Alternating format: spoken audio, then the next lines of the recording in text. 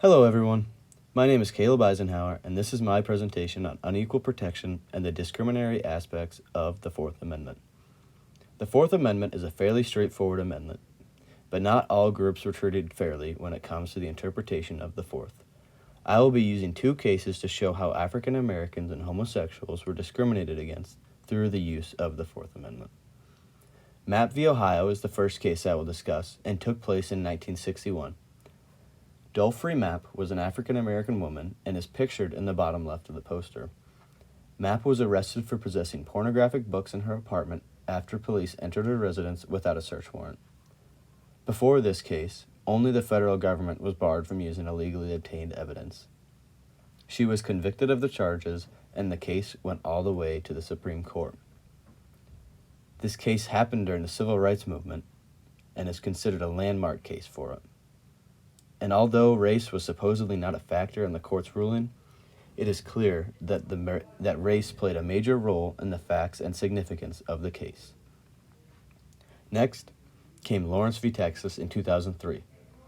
This case involves the 14th Amendment, but it is important to note that the case was brought on by an infringement of the Fourth Amendment. Police entered John Lawrence's residence on a false report of a weapons report without a search warrant. They then discovered Lawrence and another man having consensual intercourse. Under Texas state law, the two men were convicted of sodomy. Similar to the Mapp v. Ohio case, Lawrence v. Texas occurred during the gay rights movement, so it would be a huge step forward for the movement if this case swung in favor of Lawrence. If you would like some more historical context on these cases, be sure to visit some of the sources that I have listed in the middle of my poster.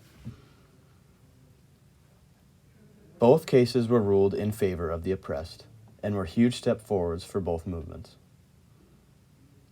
In Mapp v. Ohio, the court ruled in favor of Mapp and ruled that state and local governments were subject to the same rules as the federal government in regard to using illegally obtained evidence.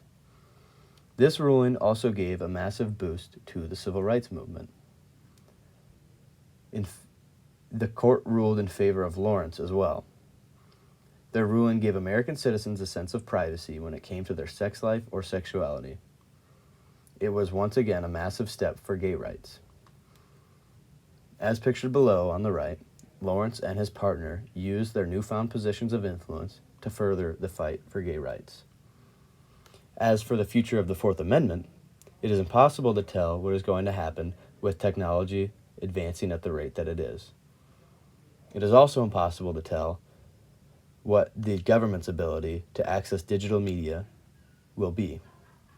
I can't predict the future, but I imagine that this will become a major topic in regards to the Fourth Amendment in the future. That is all for me. Thank you for your time.